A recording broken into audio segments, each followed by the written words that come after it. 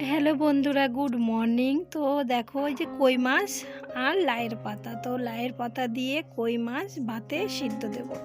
তো চলো কি করে ভাতে সিদ্ধ দেব। জিরের গুঁড়ো নিয়েছি, ধনের গুঁড়ো, লঙ্কার গুঁড়ো আর আদা বাটা, সর্ষের তেল, লঙ্কা, এই হলুদ, লবণ, তো সব কিছুই নিয়েছি।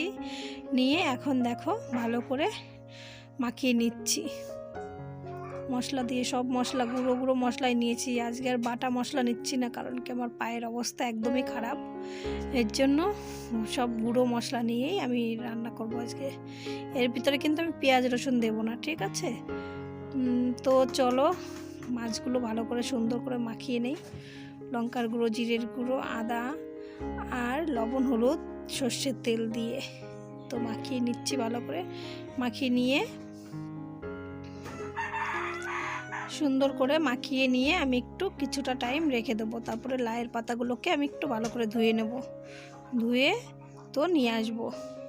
তারপরে দেখো লাইয়ের পাতাগুলোকে ধুয়ে নিয়েছি, নিয়ে এখন আমি লাইয়ের পাতাগুলোকে আমি এখন মাছগুলোকে আমি অনেকটা আগেই মাখিয়ে রেখেছিলাম একটু, তো আর একটু ভালো করে মাখিয়ে নিচ্ছি। মাখিয়ে এখন লাইয়ের পাতার ভিতরে দিয়ে দিচ্ছি, দিয়ে এখন আমি মুড়িয়ে নেব। দুটো করে মাছ দিয়ে আমি ভালো করে মুড়িয়ে নেব এখন। তো দেখো সুন্দর করে মুড়িয়ে নিচ্ছি আমি।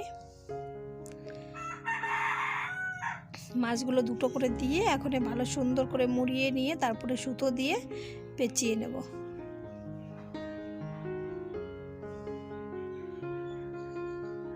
সুন্দর করে মুড়িয়ে নিচ্ছি। মুড়িয়ে নেওয়ার পরে তারপরে ভাতের মধ্যে আমি দিয়ে দেবো।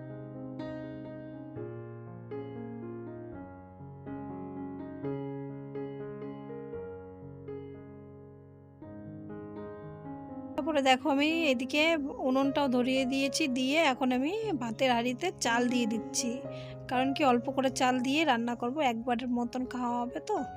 আর এই মাছ সিদ্ধ মানে তোমার গরম গরম ভাতের সঙ্গে বেশি ভালো লাগে। ঠান্ডা ভাত হয়ে গেলে পরে তার সঙ্গে একদমই ভালো লাগে না। তো গরম গরম ভাত হবে আর মাছ সিদ্ধ, উফ সেই খাবার, সুস্বাদু খাবার। তো দেখো আমার মাছ সিদ্ধ ভাত আমার হয়ে গেছে। তারপরে এখন খাওয়ার পালা, তো চলো খাওয়া দাওয়া হয়ে যাক। এখন দেখো এই যে আমি ভাত বেড়ে দিচ্ছি, ওর ঠাকুমাকে আগে দিচ্ছি, তো ওর ঠাকুমা আগে খেয়ে নেবে। এই যে ঠাকুমার জন্য দিলাম, লোনা নিয়ে যাচ্ছে।